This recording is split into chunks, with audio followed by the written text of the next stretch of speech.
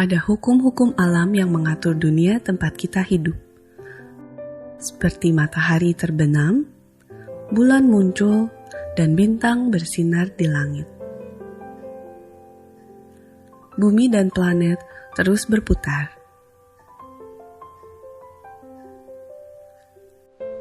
Air mengalir, kemudian ke sungai, dan akhirnya ke laut.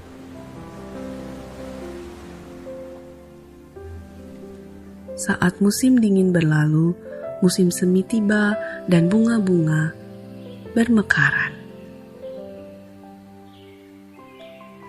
Seperti kita melihat hukum alam ini di dunia, ada juga hukum rohani antara Allah pencipta langit dan bumi dan manusia.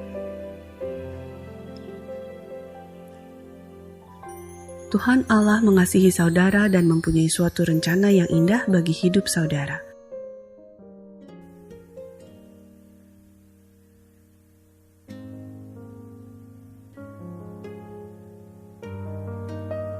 Namun, apa sebabnya banyak orang tidak mengalami kehidupan yang berkelimpahan? Manusia penuh dosa dan terpisah dari Tuhan Allah, sehingga ia tidak dapat mengetahui dan mengalami kasih dan rencana Allah bagi hidupnya. Manusia diciptakan untuk bersekutu dengan Tuhan Allah, akan tetapi karena kekerasan hatinya, ia memilih jalannya sendiri, sehingga persekutuannya dengan Tuhan Allah terputus. Menurut Alkitab, kekerasan hati untuk memilih jalan sendiri dan ingin bebas dari Tuhan Allah disebut dosa dan diwujudkan baik dengan sikap melawan maupun dengan sikap masa bodoh. Dosa ini menyebabkan jurang yang memisahkan kita dari Tuhan. Manusia selalu berusaha untuk mencari Tuhan Allah dan kehidupan yang penuh kebahagiaan melalui usahanya sendiri, seperti kehidupan yang baik, filsafat, dan agama. Namun satu-satunya jalan untuk menjembatani jurang ini adalah Yesus Kristus. Yesus Kristus adalah satu-satunya jalan keselamatan yang telah ditentukan Tuhan Allah untuk keampunan dosa manusia. Allah telah menjembatani jurang pemisah antara manusia dengan dirinya dengan mengirimkan anaknya Yesus Kristus untuk mati di kayu salib menggantikan kita. Dan kemudian Yesus bangkit dari kematian. Inilah jalan yang menunjukkan kepada kita betapa besar kasih Allah pada kita. Namun, tidak cukup hanya mengetahui hal ini.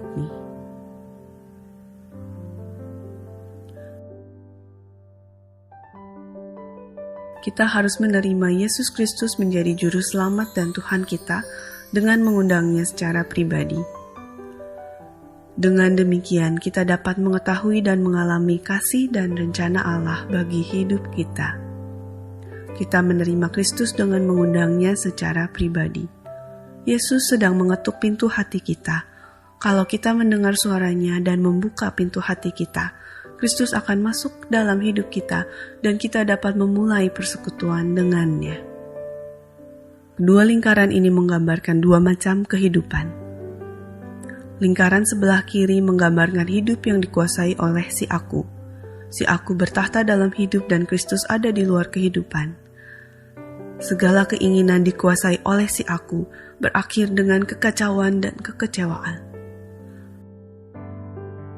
Lingkaran sebelah kanan menggambarkan hidup yang dikuasai oleh Kristus. Kristus berada di dalam hidupku dan bertahta. Si aku turun tahta, tunduk pada Kristus, menghasilkan keserasian dengan rencana Allah. Lingkaran manakah yang mencerminkan kehidupan saudara? Lingkaran manakah yang saudara ingin akan mencerminkan kehidupan saudara?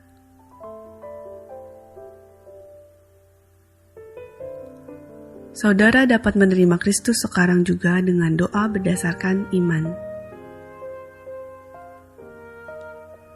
Doa adalah percakapan dengan Tuhan. Tuhan mengetahui isi hati saudara dan tidak bergantung pada kata-kata saudara.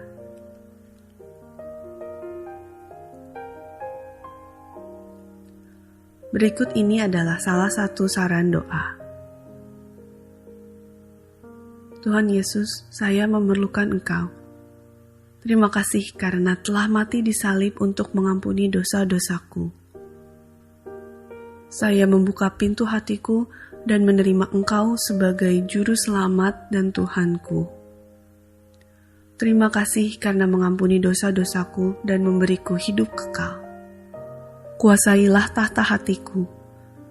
Bentuklah saya menjadi seorang pribadi yang sesuai dengan kehendak-Mu.